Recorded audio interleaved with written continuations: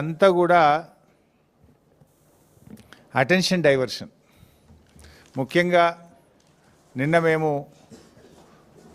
ఈ site visit certificate పేరిట జరిగిన కుంభకోణాన్ని బట్టబయలు చేశాం. సైట్ విజిట్ సర్టిఫికెట్లో మొదటి లబ్ధిదారుడు ముఖ్యమంత్రి బావమరిది. రేవంత్ రెడ్డి బావమరిది భాగోతాన్ని పొద్దుగాల బయట పెడితే సాయంత్రానికి నోటీసు పంపిండు నాకు. అంటే ఇదంతా డైవర్షన్ పాలిటిక్స్. మేమేమడిగినాము? సిట్టింగ్ జడ్జితో విచారణ జరపండి అన్నాం. రేవంత్ రెడ్డి నీకు ధైర్యం ఉంటే, నిజాయితీపరుడు అయితే, నువ్వు తప్పు చేయకపోతే తక్షణమే సుప్రీంకోర్టు హైకోర్టు సిట్టింగ్ జడ్జితో విచారణకు ఆదేశించు. ఈ బొగ్గు కుంభకోణాల్లో జరిగిన అవినీతిని మొత్తం బట్టబయలు చేద్దాం.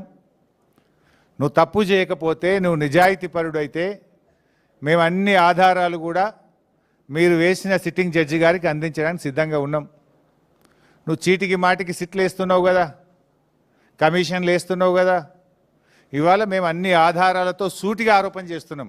నీ బావమరిదే మొదటి లబ్ధిదారుడు, నీ బావమరిదే ఈ రింగుకు మొత్తం కింగ్ పిన్ను, నీ బావమరిదే ఈ సింగరేణిలో 1000 కోట్ల కుంభకోణానికి తెరలేపిండు. నువ్వు అంత నిజాయితీపరుడు అయితే, తప్పు చేయకపోతే కమాన్ సిట్టింగ్ జడ్జితో విచారణకు ఆదేశించు, మేము రుజువు చేస్తాం. ధైర్యం ఉంటే ఆదేశించు. అంటే మీ భాగోతాలు బయటపడ్డాయి. ఇవాళ ముఖ్యమంత్రి గారు, బట్టి గారు, కోమటిరెడ్డి గారి మధ్య వాటాల పంపకం మొత్తం రోడ్డు మీదకి వచ్చింది, ప్రజల్లో పడ్డది. టెండర్ల మీ పోరాటం, టెండర్లు నాకంటే నాకని మీరు కొట్లాడుకునేదంతా ప్రజలకు అర్థమైంది. దాని నుంచి డైవర్ట్ చేయడానికే ఈ సిట్టు, ఈ లట్టు పొట్టు ఏదో చిల్లర నోటీసుల కథ పెట్టినావు నువ్వు. సరే, మాకు చట్టం మీద గౌరవం ఉంది, తప్పకుండా గౌరవిస్తాం. ఎన్నిసార్లు పిలిచినా హాజరవుతాం. మాకు ఉద్యమాల్లో నుంచి వచ్చిన కార్యకర్తలం మేము. కేసీఆర్ గారి నాయకత్వంలో రాటుదేలిన బీఆర్ఎస్ బిడ్డలం, తెలంగాణ ఉద్యమ కన్న బిడ్డలం. ఉద్యమాలు పోరాటాలు మాకు కొత్త కాదు, అక్రమ కేసులు అంతకంటే కొత్త కాదు, అరెస్టులు అనేటివి మాకు కొత్త కాదు. ఆనాడైనా కేసీఆర్ గారి నాయకత్వంలో వందలాది కేసులు పెట్టిన నిజాయితీగా తెలంగాణ ప్రజల పక్షాన కేసీఆర్ గారి నాయకత్వంలో పోరాడినాం. జైళ్ళలో పెట్టిన రెట్టించిన ఉత్సాహంతో తెలంగాణ కోసం పోరాడినాం. ఇలా మేము మీ కాంగ్రెస్ నాయకుల లెక్క సిట్ నోటీసులు రాగానే పారిపోయేటోళ్ళం కాదు. మీరు పిలిస్తే వచ్చినాం, బాజాప్తా వస్తాం.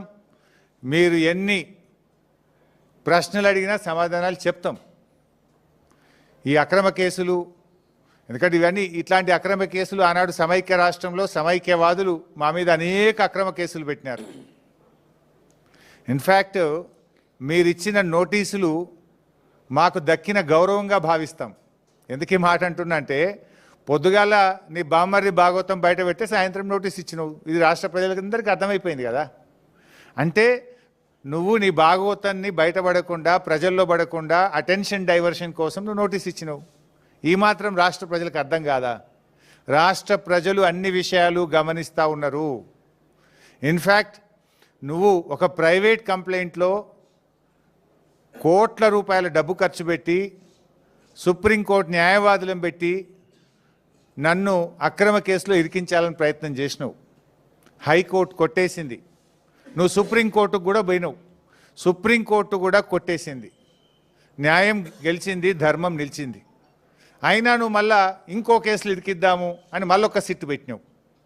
ఇప్పటికీ నువ్వు 6 గ్యారంటీలు ఎగబెట్టినావు. నువ్వు యనుమల రేవంత్ రెడ్డి కాదు, ఎగవేతల రేవంత్ రెడ్డి అంటే మానకొండూరు పోలీస్ స్టేషన్లో కేసు పెట్టినావు.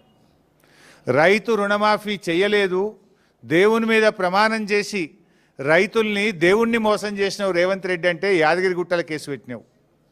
వరద బాధితుల్ని పరామర్శించడానికి పోతే ఖమ్మంలో రాళ్ల దాడి చేపించి ఖమ్మంలో కేసు పెట్టినావు. ఎవరో ట్వీట్ చేసిందని చెప్పి నా మీద హైదరాబాద్లో పోలీస్ స్టేషన్లో కేసు పెట్టించినావు.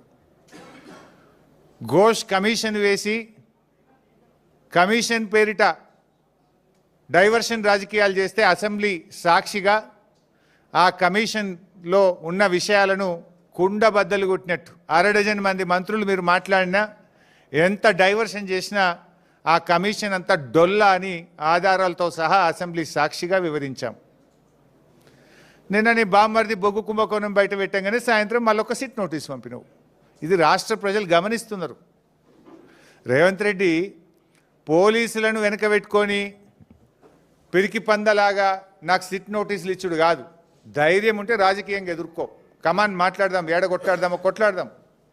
నీకు ధైర్యం ఉంటే 6 గ్యారెంటీల మీద మాట్లాడదాం, రైతు రుణమాఫీ మీద మాట్లాడదాం, బొగ్గు కుంభకోణం మీద మాట్లాడదాం, ఇండస్ట్రీస్ కుంభకోణం మీద మాట్లాడదాం, భూముల కుంభకోణం మీద మాట్లాడదాం, పవర్ కుంభకోణం మీద మాట్లాడదాం, ఏ కుంభకోణం మీద మాట్లాడదాం. నీ ప్రభుత్వం కుంభకోణాలకు నిలయంగా మారింది. నీ ప్రభుత్వం ఇవాళ మొత్తం ఎక్కడికక్కడ దోచుకొని తింటా ఉన్నారు. ప్రజలకు ఇచ్చిన గ్యారంటీలు గాలికి వదిలేసిండ్రు. అందిన కాడికి దండుపాలెం ముఠాలాగా దోచుకుంటా ఉన్నారు మీరు. మీ దోపిడికి మేము అడ్డు వస్తున్నామని, నీ దోపిడిని కేటీఆర్ గారు, మా బీఆర్ఎస్ నాయకులు